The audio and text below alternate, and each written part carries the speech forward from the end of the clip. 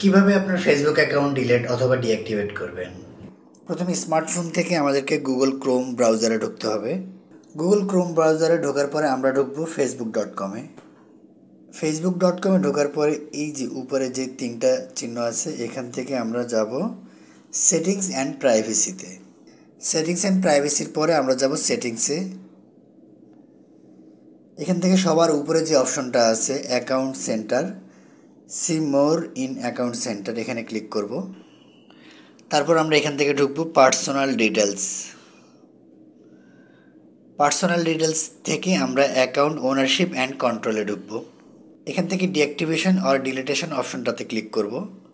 তারপর মোহাম্মদ ইব্রাহিম যে অ্যাকাউন্ট আছে সেখানে ক্লিক করব। এখান থেকে দুটো অপশন আছে, ডিঅ্যাক্টিভেট অ্যাকাউন্ট আর নিচে আছে delete account.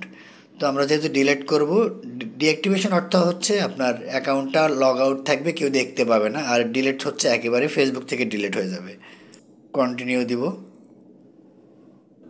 Delete your Facebook account, আবার কন্টিনিউ। তো এখান থেকে যে কোনো একটা অপশন চুজ করতে হবে। I spend too much time on Facebook, privacy কনসার্নটা দিলাম, কন্টিনিউ দিব। এখান থেকে কন্টিনিউ। একবারে শেষে আমাদেরকে পাসওয়ার্ড দিতে হবে, পাসওয়ার্ডটা দিলেই আমার অ্যাকাউন্টটা ডিলিট হয়ে যাবে।